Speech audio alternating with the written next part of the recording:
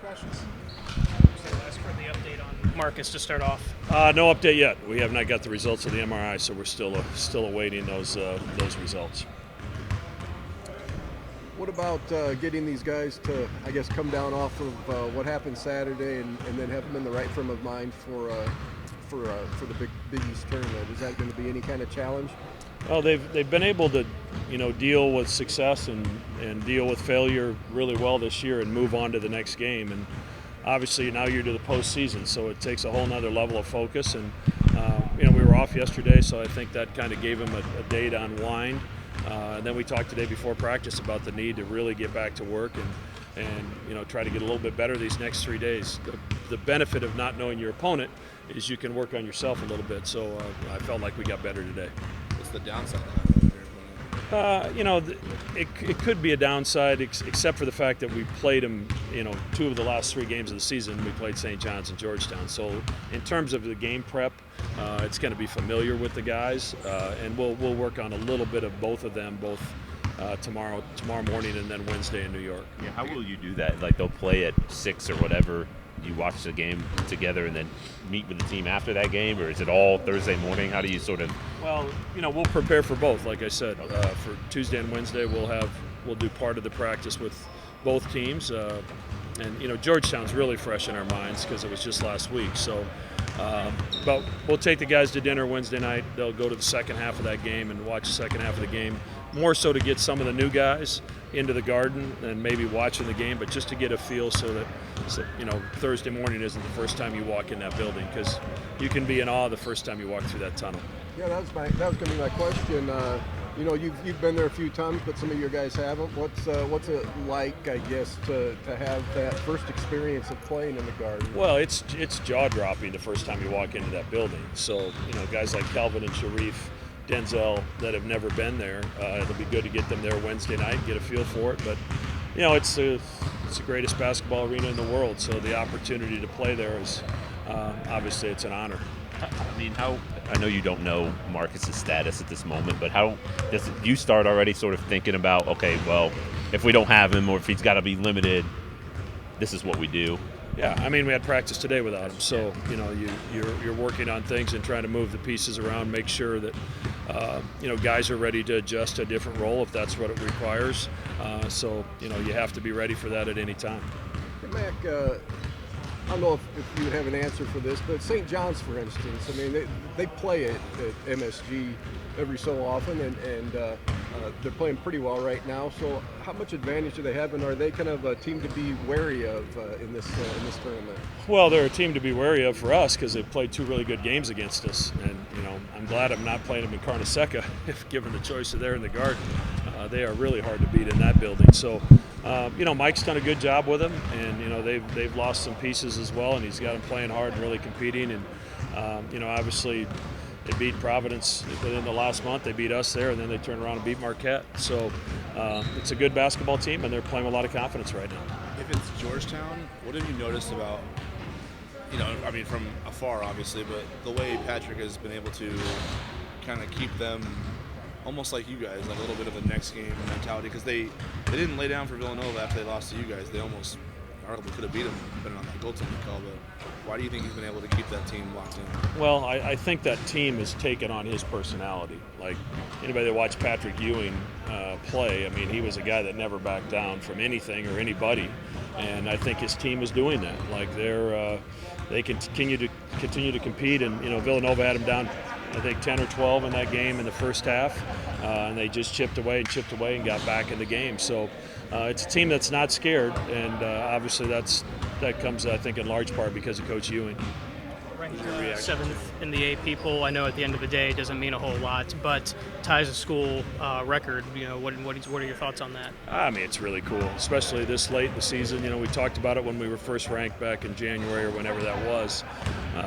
It means more later in the season, late February and March. So if you're still ranked at this time of the year and you're ranked in the top 10 in particular, it means you've had a really, really good year. And obviously these guys have had a great year, and it came to an end, at least on the home court, in one of the best games I've ever been part of on Saturday afternoon against Seton Hall. know it's not why you guys do this, but were you surprised at all that Ty didn't at least get a share of that Defensive Player of the Year award? I've always felt like some of the things they measure to decide who the Defensive Player of the Year is maybe isn't totally fair, but I also get it. And Gill is an elite shot blocker, one of the best in the country, and obviously defends the lane maybe better than anybody in college basketball. So I 100% that's who I voted for. So that tells you what I think about him defensively. But Ty did it night in and night out, and he guarded some really good players. And if it only happens once or twice, maybe you say it's a fluke. But he did it night after night and game after game after game, and he's my Defensive Player of the Year. Man, I'm sure he probably didn't come off the bench at all in his whole career until now. And I think you mentioned it a little bit on Saturday, but his ability to just sort of settle into a role and fit in with this team. How much have you been impressed with, his willingness to kind of take sort of that unselfish approach that a lot of guys have? I've been really impressed. He's never once brought it up, which I think speaks volumes about him. And it's hard enough to figure out how to get a guy ingrained into our lineup in the middle of the season without even if you have to change a starting lineup, that's a whole nother problem. So, Denzel's been terrific, and he's like a sixth starter for us because of the things that he's done and the way that he's played, and very deserving of the Sixth Man of the Year award. We would not be anywhere close to where we are without him. I think you guys only lost one game when he scored more than 9. What did he change for you, being able to bring a punch like that off the bench? Well, versatility. He can drive it. He gets to the free throw line. He's a great free throw shooter. He's got a mid-range game. His three-point shooting, while it started poorly, it's gotten to where I thought it would be. He's right around 40% now. So, those kind of things he's brought to the table. And, late in that game the other day, he was switching ball screens onto Miles Powell, and I'm 100% comfortable with that. So while he's brought a lot of things to us offensively, his versatility and ability to adapt defensively to switch onto a guy like Miles Powell, but at the same time guard a 5 and keep the ball out of the post. There's not a lot of guys in the country you can do that with. Hey, on Marcus, I'm assuming that you're going to have word on him later today, maybe still. Possibly. I don't know that for a fact. Well, if you don't have him at 100%, how does that change things for you? Well, he's an all-league point guard, and he's played terrific basketball. So, anytime you take someone that's has his fingerprints all over your team, both on offense, defense, off the floor, it has an impact. And we haven't played a lot this year with him, Tyshawn, or Mitch off the floor. So if we have to play without him, obviously it's going to be an adjustment. Yeah, because it finally really set in that you guys are Big East champs.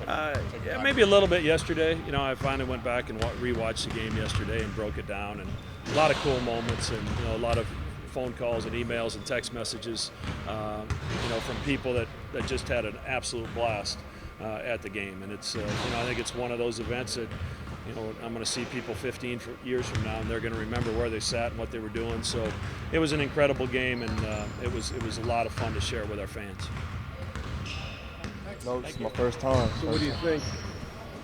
From what I hear from my teammates, it's going to be an unbelievable experience, so I'm ready for it. Denzel, Max up there for nominations for Coach of the Year awards. Your first season really here. What have you seen from him that makes him so deserving of such an honor? We were picked to be 7th, and we finished at the top. We won, so it's hard to go against that. For you, Sixth Man award. First, what does that mean to you? And secondly, to miss the first 10 games of the season, or whatever it was, and then to still have that impact and win that award. What does that mean? I just thank my teammates and Coach Mack for putting me in a good position to thrive and help them win. So. I was wondering if you knew kind of what to expect. You came here and you knew Coach Mack a little bit, obviously, in your recruitment, but did he do anything differently? How does he sort of interact with you that kind of stands out to help you guys sort of succeed on the court? Well, I think he's open to our suggestions and open to what we think about everything, offense and defense. So having that just really helps us. Does he ask for your feedback on in games and practice? Like when's that part of it happen? All of the above. Okay. Yeah. Denzel, obviously you did what you did. You're the six-man award. What did you think your realistic goal was? For the time that you were going to be here this season, what did you think you would get accomplished? Did you exceed that, or what was your picture of what it would be like this year for you? Honestly, my goals when I came back to play is just to win 20-plus games and finish top 3 in the conference, and we did both of those. So, What about yourself? I didn't really have anything individually. I just wanted to win. That's why I came here. Obviously, the team still has goals to accomplish, but when you think about what you've accomplished personally, how would you characterize your goal or your decision to come here? Everything happens for a reason, I made the right decision coming here. When's the last time that you came off the bench, like before this season? High school. High school? Like Yeah. freshman year, sophomore year? Senior? Junior? I don't know. Senior year, I got hurt, so I just coming back from that. But So the last time you were a true sort of like off the bench reserve, guy. it's been a while. Yeah, it's been a while. Did it take an adjustment at all? Just that idea Yeah. of like, hey, I'm gonna sit for the first 5 minutes of the game and then come in and make it. Yeah, that's a major adjustment. Come from SEMO where I was like, God, and it humbled me a little bit, but I made the best of it, I think. Max said that you never even like brought it up. It's like, No. so I was just rolling with it because we're already winning, so there's no reason for me to be selfish. right. Yeah. Gotcha. Thank you. Thank you. Okay.